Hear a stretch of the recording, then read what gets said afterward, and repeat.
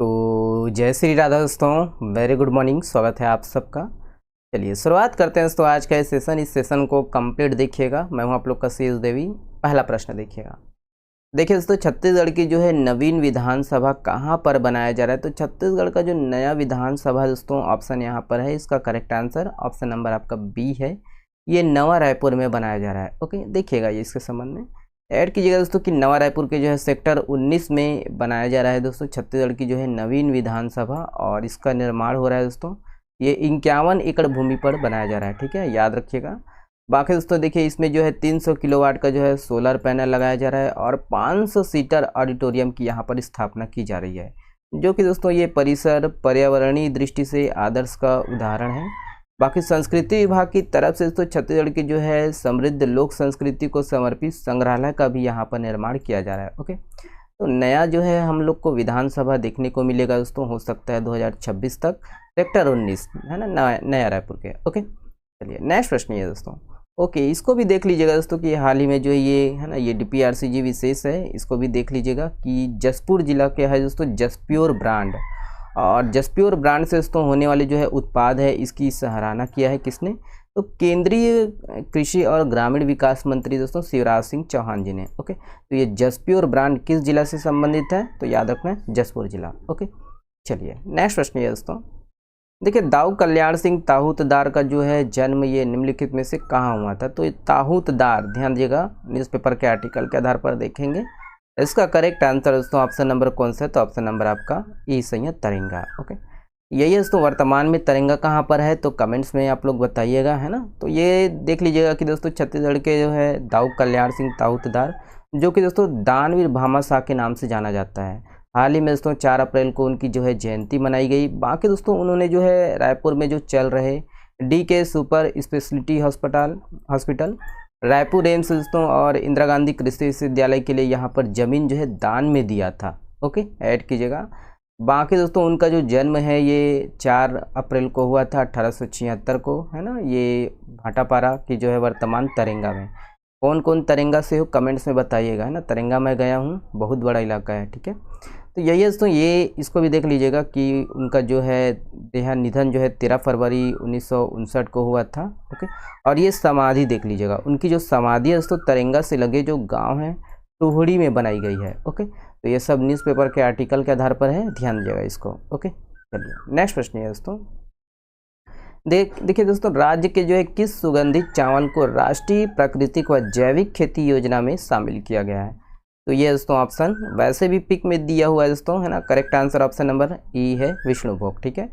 और ये जो चंगारो जो है, चंगारो जो ये सुगंधित चावल है, ये बलरामपुर का है, ठीक है।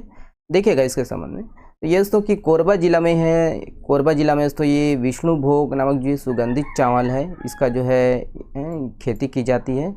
और ये दोस्तों याद रखना, ये किस्म जो है अपनी सुगंध के लिए देश भर में पहचानी जाती है। और विलुप्त होती दोस्तों धान की इस किस्म को बचाने के लिए केंद्र व राज्य सरकार की ओर से पहल की गई है दोस्तों, और इसे राष्ट्रीय प्राकृतिक व जैविक खेती योजना में शामिल किया गया है। ओके, योजना के तहत ये होता है दोस्तों कि जैविक रूप से दोस्तों उत्पादित विष्णुभोग किस्म के जो है चावल को किसान खुले बाजार में अब है ना विक्रय कर सकेंगे, बेच सकेंगे, और उन्हें प्रशिक्षित भी किया जाएगा, ठीक है। और विष्णुभोग की जो कीमत है दोस्तों 90 रुपये प्रति किलो है। ओके, तो ये विष्णुभोग चावल ध्यान रखना है ना, ठीक है। और इसी प्रकार चंगारो बता दिए, है ना। चंगारो भी बोलते हैं, चगारो भी बोलते हैं, चगारो जीरा फूल चावल, ठीक है। तो ये चगारो जो है ये बलरामपुर जिला से संबंधित है, ठीक है। चलिए, और उसी प्रकार नगरी दुबराज भी है। नगरी दुबराज दोस्तों ये भी सुगंधित चावल है, जो कि धमतरी जिला से संबंधित है। ओके, चलिए नेक्स्ट प्रश्न ये दोस्तों। देखिए, भतरा जनजाति दोस्तों ये कितने प्रकार के होते हैं, तो ये भी हम लोग आर्टिकल के आधार पर ही देखेंगे। ऑप्शन यहाँ पर है, भतरा जनजाति कितने प्रकार के होते हैं। करेक्ट आंसर दोस्तों ऑप्शन नंबर ये बी है, ये 3 प्रकार के होते हैं। ओके, ऐड कीजिएगा दोस्तों कि बस्तर को दोस्तों क्या बोलते हैं, आदिम जनजातियों का दोस्तों प्लेनेट कहा जाता है। ध्यान रखना है, उपनाम, बस्तर का उपनाम, ठीक है। और ये दोस्तों भतरा जनजाति, यहाँ पर भतरा जनजाति दोस्तों ये 3 प्रकार के होते हैं। देखिए, अमनित भतरा होता है, बड़े भतरा होता है, और आपका जाड़ा भतरा होता है। जाड़ा भतरा को छोड़कर दोस्तों बाकी जो 2 प्रकार की जनजाति है, जैसे आपका अमनित भतरा हो गया और बड़े भतरा हो गया, इसमें दोस्तों आपस में जो है बीच में खानदान रिश्ता जैसे शादी वादी आपस में हो गया, तो ये स्वाभाविक रूप से अपने आप में जुड़ते हैं, ठीक है, अपने आप में बनते हैं, है ना। और ये जाड़ा भतरा में दोस्तों ऐसा देखने को नहीं मिलता है, ठीक है। और देखिए दोस्तों कि राजा पुरुषोत्तम देव ने दोस्तों तीर्थ यात्रा से लौटकर अपने उन वासियों को दोस्तों जनेऊ पहनाकर भद्र से संबोधित किया, ठीक है। क्या से संबोधित किया? भद्र से संबोधित किया, और यही दोस्तों कालांतर में जाकर क्या हो गए? भद्र से भतरा कहलाए। ओके, ऐड कीजिएगा ना इसको।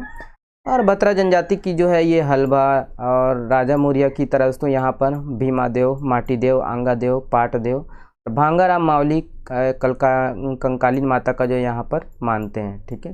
किसकी पूजा करते हैं ये ध्यान रखना है, ठीक है।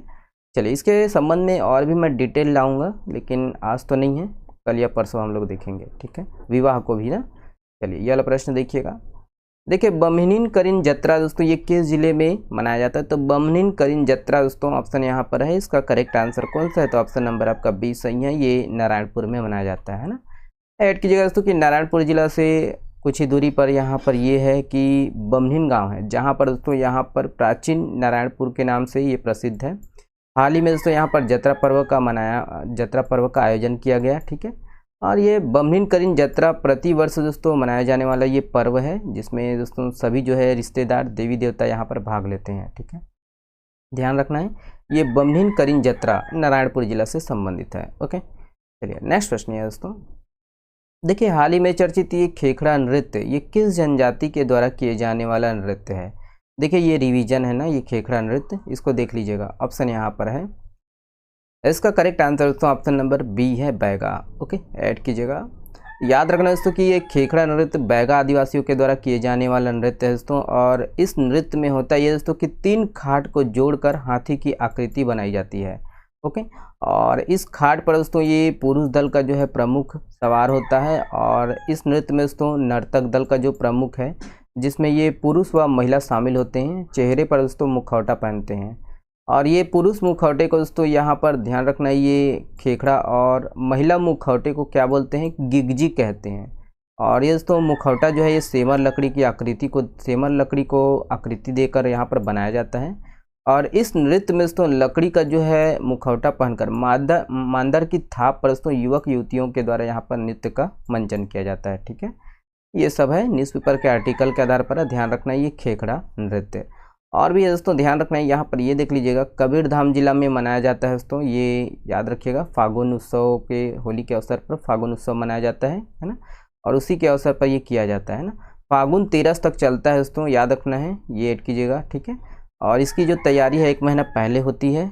और ये दोस्तों जंगलों से दोस्तों पलाश के जो है फूल तोड़कर धूप में सुखाते हैं और उससे गुलाल बनाते हैं, और इसी से दोस्तों होली खेलते हैं, ठीक है। तो ये सब खेखड़ा नृत्य के अवसर पर होता है, खेखड़ा नृत्य में होता है, ठीक है, ध्यान रखना है, फागुन उत्सव के समय। ओके, चलिए ये अगला प्रश्न है दोस्तों।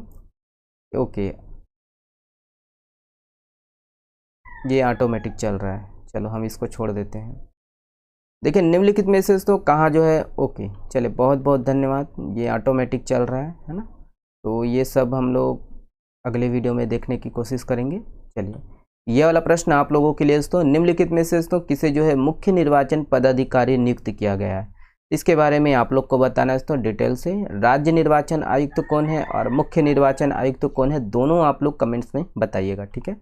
चलिए बहुत बहुत धन्यवाद, शुक्रिया, स्वस्थ रहिए, मस्त रहिए और हाँ पढ़ते रहिए। इसका PDF डाउनलोड कर सकते हो आप हमारे टेलीग्राम चैनल से, शाम तक दोस्तों मैं अपलोड कर दूंगा, है ना। शुक्रिया।